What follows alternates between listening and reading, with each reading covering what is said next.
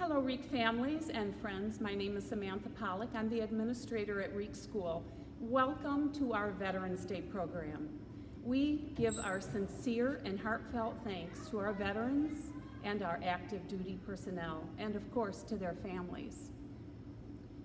We hope to honor you today for all of your service. We appreciate you. Please know how much your service means to all of us. We hope you enjoy the concert. And I want to thank Ray Ames, our band director, and Susan Golly, our choir director, for all of their work, and of course, our thanks to the middle school students as well. Enjoy. Today is Veterans Day. Veterans Day was once known as Armistice Day, observing the end of fighting in World War I. The armistice began at exactly the 11th hour of the 11th day of the 11th month. 103 years ago today at 11 a.m., the armistice was signed, ending hostilities in the Great War taking place in Europe. The first modern Veterans Day was observed on November 11, 1954.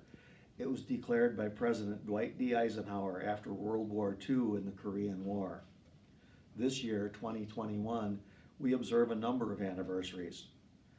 100 years ago today, the Tomb of the Unknown Soldier was dedicated at Arlington National Cemetery in Washington, D.C. 80 years ago this November was the first modern Thanksgiving declared by President Franklin D. Roosevelt. 80 years ago on December 7, 1941, was the Japanese attack on Pearl Harbor that propelled the United States into World War II. 20 years ago on September 11th was the attack on the World Trade Center in New York City. Thousands of Americans died when two planes crashed into the Twin Towers. That event propelled the United States into 20 years of war in the Middle East. I don't remember much from second grade, but I'll never forget what it was like to hear the news that President John F. Kennedy had been assassinated. All of our teachers had been called to the office by the principal. That was something that just never happened. Imagine an entire elementary school left alone with no supervision. Somehow we could sense this was different. There was a little nervous whispering, but not the total chaos that you might expect. I'll never forget that when my teacher returned a few minutes later, it was obvious that she had been crying. She delivered the news and then sent us to the bus. It's hard to believe that this was nearly 60 years ago because I remember it like it was yesterday. I'll never forget the moment that I learned that two planes had crashed into the World Trade Center. Somehow we continued the school day best we could. Nobody was sent home. I remember telling my students, I guess this was your Kennedy assassination. It's hard to believe that it's been 20 years. Some of your teachers were no older than you are now, and yet I bet they remember it like it was yesterday. Sadly, only the very oldest Americans are left to remember Pearl Harbor. The attack happened early on a Sunday morning, Hawaii time, early afternoon in the continental United States. It's my hope that for today's school children that you never experience an event so profound in your lifetime that you never forget every detail about the moment that you heard the news. This year marks the 80th anniversary of the attack on Pearl Harbor. On Sunday, December 7th, 1941, at exactly 8 o'clock a.m., the colors were run up on Battleship Row. A bugler sounded Ray's colors and a Navy band struck up the Star-Spangled Banner. They never finished it because that is precisely when the attack started. Please stand while Israel Mejia sounds the bugle call Ray's colors and the middle school choir directed by Mrs. Golly sings the national anthem.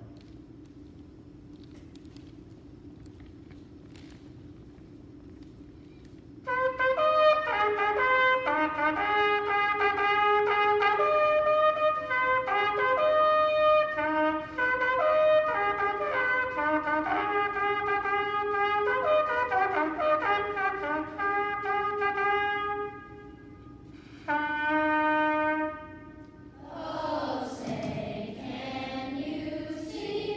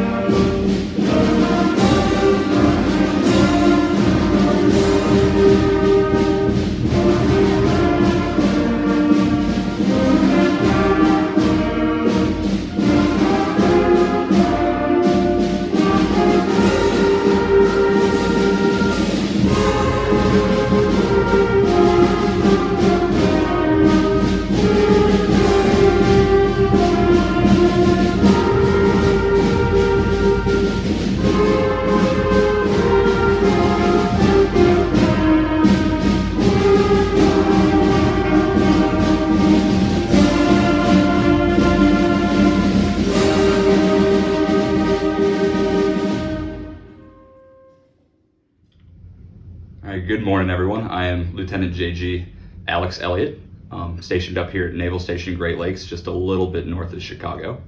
I'm originally from Houston, joined the Navy. They sent me off to Newport, Rhode Island.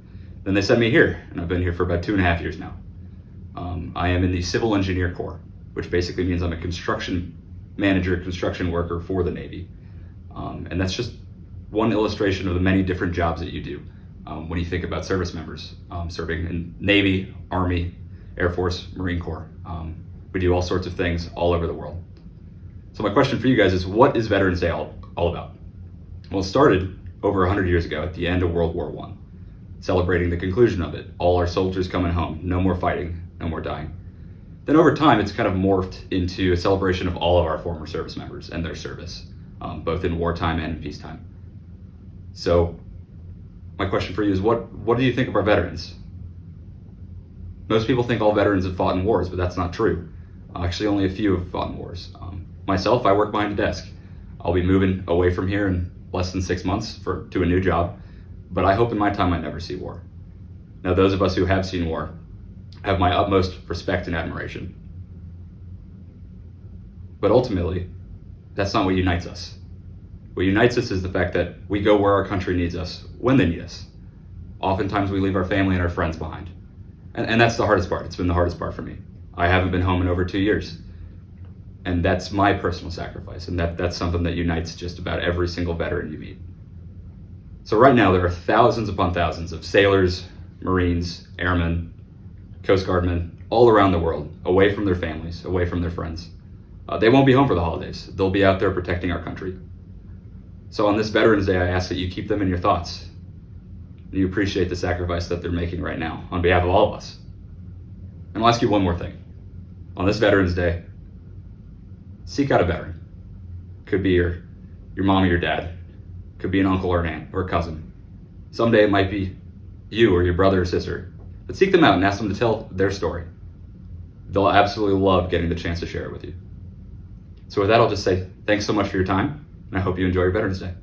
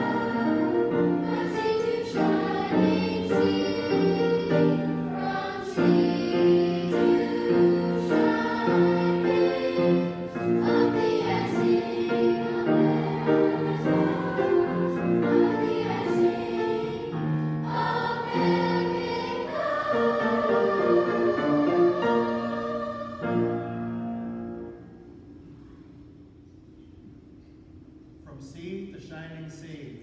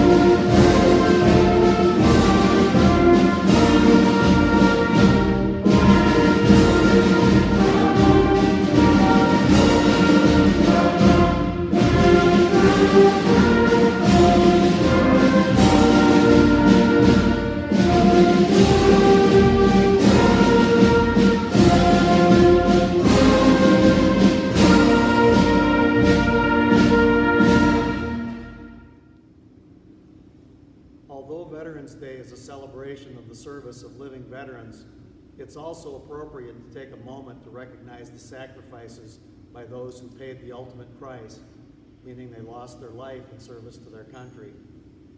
Bugle calls have been used for hundreds of years to relay commands to the troops. Reveille is used to wake people up in the morning, raise the flag for posting the colors. Taps is used for lights out.